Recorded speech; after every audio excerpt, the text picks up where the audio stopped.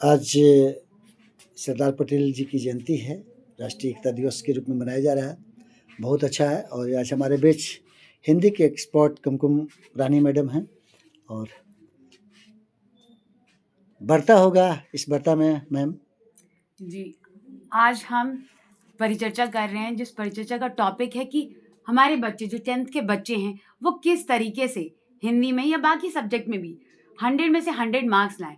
तो आज जैसे कि हमारा टॉपिक है कि हिंदी सब्जेक्ट में किस तरीके से हमारे बच्चे 10th बोर्ड में 100 मार्क्स लाएं, तो मैम उन पर कुछ टिप्स देना चाहती हैं। तो कुमकुम मैम प्लीज़ बताइए कि बच्चे 100 में से 100 कैसे ला सकें। जी मैम, तो देखिए 10th बोर्ड में हिंदी में शानदार सफलता लाने के लिए, शानदार मार्क्स लाने के लिए बच्चों को एनसीईआरटी की किताब पढ़नी होगी, कहानी पढ़नी होगी, कविताएं पढ़नी होगी, कविता का क्या आशय है, क्या भाव है और कविता के माध्यम से कवि क्या संदेश देना चाहता है, ये देखना पड़ेगा बच्चों को। ठीक। और दूसरी बात रही कि बच्चों को पिछले वर्ष का पेपर जो है उसको हल करना पड़ेगा। पिछले वर्ष का जो पेपर हल करता है वो देखना पड़ेगा कि हम 3 घंटे पर में हल कर सकते हैं कि नहीं। यदि नहीं हल करते हैं तो बार बार उसको बनाए, बार बार बनाए तो हल हो जाएगा, तो अच्छी बात है। और फिर ये करना है, पूरे सिलेबस पर कवर करना होगा, क्या क्वेश्चन क्या पूछ देगा, तो जब हम पूरा सिलेबस कवर कर लेंगे तो उसको बना सकते हैं। मैं अच्छा मैम, एक क्वेश्चन था मेरा कि जैसे कि ये लैंग्वेज पेपर है हिंदी, जैसे कि बच्चों की ये तो मदर टंग है, तो हिंदी में तो उनकी अच्छी पकड़ होती है।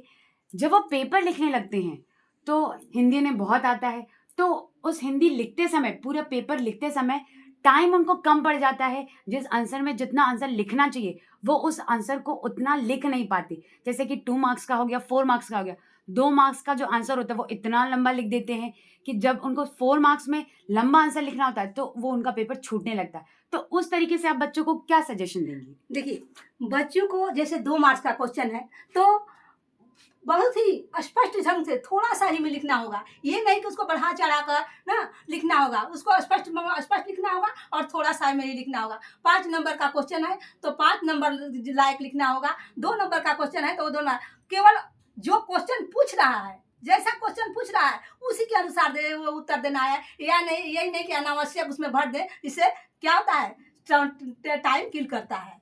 हाँ, यही बात है, बच्चों को हमें यही समझाना होगा कि अगर 2 मार्क्स का है तो 2-3 लाइन काफी होती है, क्योंकि बच्चों को वही आंसर बहुत ज्यादा आता है, तो वो बच्चे उस पर ज्यादा फोकस करके, और जो लंबा आंसर होता है, और फिर जब वो उस क्वेश्चन पे पहुंचते हैं उनके पास टाइम की कमी हो जाती है, और जिसमें उनको लंबा लिखना चाहिए वो छूट जाता है, और बच्चे इसका अफसोस बाद में करते हैं बहुत।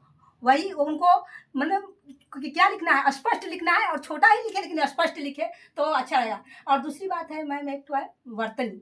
बच्चों को वर्तनी पर ध्यान देना जरूरी है। वर्तनी यानी अशुद्ध न लिखकर शुद्ध लिखे।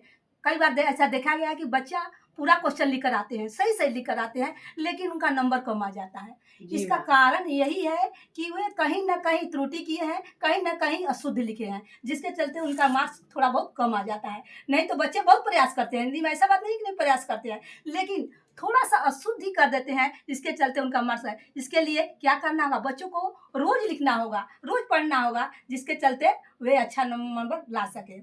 एक बात और है मैम, व्याकरण जो है, हिंदी व्याकरण, वो एक तो व्यवहारिक व्याकरण है और एक लेखन है।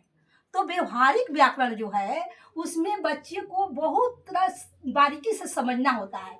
अगर वो बहुत बारीकी से समझते हैं तो व्यवहारिक व्याकरण को अच्छी तरह हल कर सकते हैं। इसके लिए पहले से ही उनको प्रैक्टिस करना होगा। और एक लेखन है, लेखन को क्या करना है, उनको पहले से ही अपने दिमाग में क्या करना है, उसका रूपरेखा तैयार कर लेना है कि कैसे हम लिखेंगे तो बहुत अच्छा मार्क्स आए। इसके लिए बच्चों को क्या सरल, स्पष्ट, प्रभावपूर्ण क्या करना होगा, लिखना होगा। देखने वाले को क्या लगे, अच्छा लगे।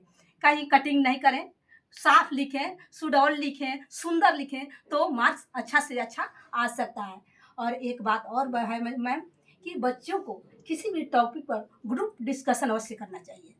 अगर मान लीजिए समास है, समास पर अगर वो ग्रुप डिस्कशन करते हैं तो अगर जिसको नहीं आता है, उलझा हुआ है, उसका भी क्या होता है, दिमाग सुलझ जाता है और वो अच्छा से समझ जाता है। तो ग्रुप डिस्कशन क्या है, बहुत ही आवश्यक है। और जैसे कि ग्रुप डिस्कशन जैसे आपने कहा, ये भी बहुत सही बात है कि अगर मुझे कोई कॉन्सेप्ट हाँ अच्छे से आता है और मैंने अपने दोस्तों को समझा दिया, हाँ। तो मेरा खुद का कॉन्सेप्ट क्लियर हो जाता क्लियर है। हो जाएगा। और जिन बच्चों को थोड़ा कंफ्यूजन था या तो क्योंकि दोस्ती दोस्ती में जो पढ़ाई होती है हाँ, वो हाँ। एक अलग से सीखने का सही- मौका सही मिलता है। कही, हाँ। तो आपने ये बात भी बहुत सही बोली हाँ।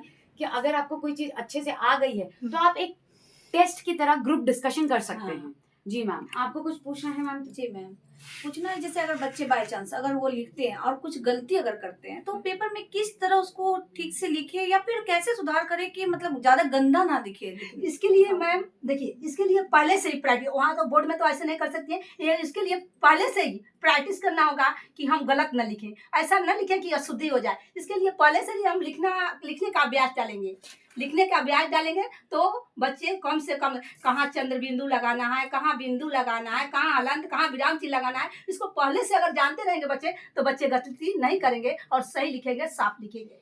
लेकिन मैम कभी कभी देखने को मिलता है जैसे कुछ बच्चे क्या करते हैं कि लिखने के बाद अगर गलती होता है तो उस पेपर को वहां पर इतना गंदा कर देते हैं कि जो भी वो अच्छे से लिख रहे थे वो भी गंदा दिखने लगता है। तो उसके लिए उसे क्या करना चाहिए? उसके लिए यही करना चाहिए उसको कि आप पहले से ही प्रैक्टिस करें कि हम गंदा ना करें। उसके लिए पहले से ही याद करें, क्वेश्चन को याद करके आए। अच्छा से बच्चा याद नहीं कर पाता है, इसीलिए वो क्या करता है, गलती लिखता है।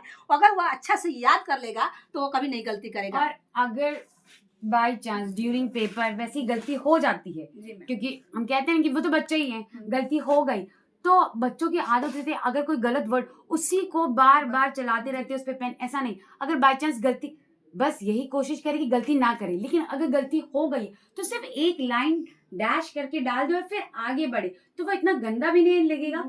तो बच्चों की यही आदत है कि वो उसी पे फिर पेन चलाते रहते हैं, उसे डबल राइटिंग करते रहते, जो कि और ज्यादा गंदा दिखता है। अगर बाई चांस मिस्टेक हो गई है, बच्चों से तो यही अनुरोध है कि मिस्टेक ना करें, लेकिन अगर बाई चांस हो जाती है तो उसको सिर्फ एक लाइन डैश करके आगे बढ़े, वो अच्छा भी दिखेगा और सुंदर भी दिखेगा। तो बच्चों से यही अनुरोध है कि ज्यादा से ज्यादा गलतियां ना करें। जितना आप सही लिखेंगे, सुंदर लिखेंगे, तो उतने ही चांसेस है आपको फुल मार्क्स आने के। बच्चों से मेरा भी यही अनुरोध है कि वो समय का ख्याल